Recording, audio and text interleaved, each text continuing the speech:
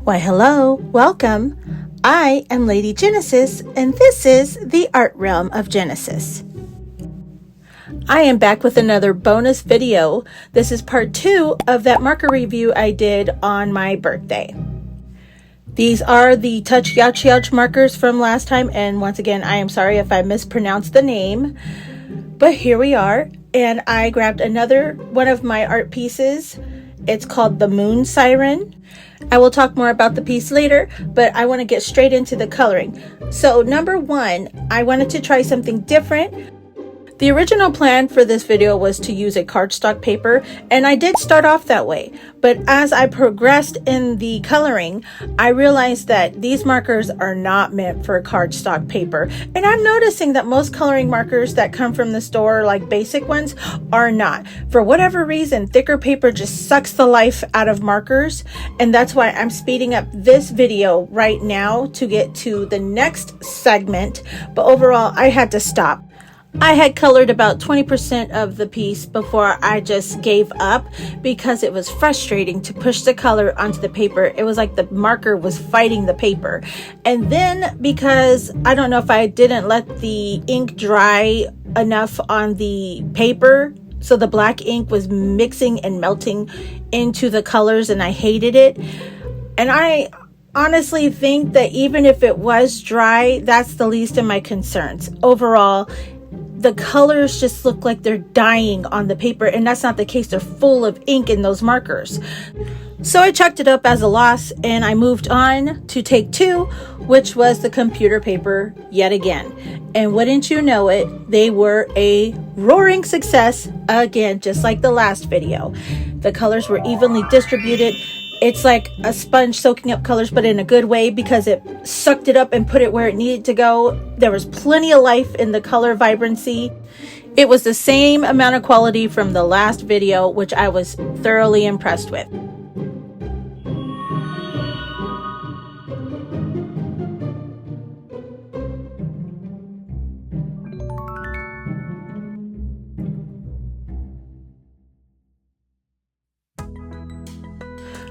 Oh yeah, it just occurred to me that I didn't actually explain why I started off with cardstock paper, so I'm going to do that right now. Because the last video had so much bleeding through the back of the paper, I was like, well, maybe if I used a thicker paper, it wouldn't bleed as much. And I figured I wanted to give a well-rounded review, so I tried a different paper type. But then I realized that the cardstock was eating my markers alive, so I had to switch back over to the computer paper. Now let's talk about this Moon Siren piece for a minute. She is an art piece that I drew a few years back. In the original concept, she has purples and blues, and she has brown skin. And that's why I picked this one, because I wanted to try the browns next to see if they held up just as much as the other colors. But the agenda for this piece today was to push as many colors as I could into one coloring page. That way I can push the boundaries, see what works and what doesn't, and give you a very well-rounded review of the colors that I have in my possession. I also used a blending technique where I would go back and forth with colors to melt them together to see how the blending was for gradients, and I was still impressed. Overall, I really do love these markers.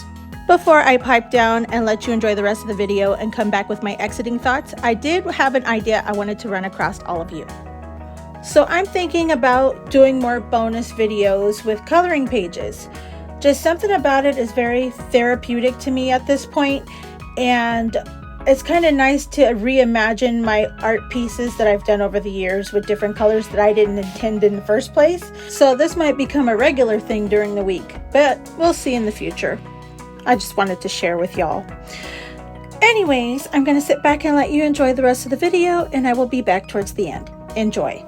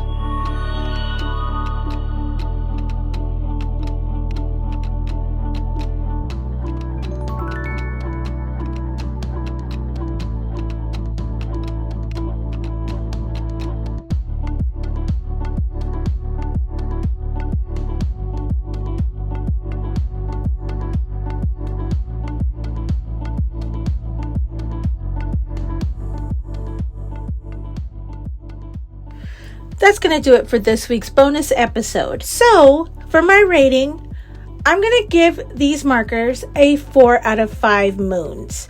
And the only reason I'm giving it a 4 out of 5 is the fact that you can't really use the markers on thicker paper. But I feel like that's a normal marker thing, because even with my Mondo Llamas, they get kind of weird on thicker paper. So I really don't want to hold it against the marker, so I'm only taking half a point. The other half of the point is the fact that out of 40 markers, I only have one purple out of all the different color variants. I mean, I have tons of green, tons of blue, tons of orange and red, but for whatever reason, oh, and even yellow, but I only have one purple marker. And I don't know if that's just them throwing a handful of markers into the package and just sending it on its merry way, or if there's like a method to the madness. I just wish there was more purple. But honestly, that's my only gripe.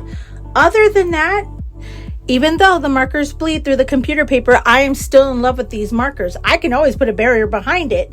That's fine. They're overall pretty good markers. But that's going to be my official review. So 4 out of 5 moons. Well, if you like this video, please consider liking, commenting, and subscribing. All of this helps my tiny little channel grow, and I deeply appreciate all of it, all of you. So thank you so much for everything. Also, I do have a Patreon, and you do have to be 18 plus to be there, but that's where you can see other content from me that is not necessarily on YouTube. There's a little bit of everything, so if you're interested, please go check it out. I will be back this Saturday with another Art Summer Will episode, so keep a lookout. Until then, I will see you when I see you. Love you all. Bye!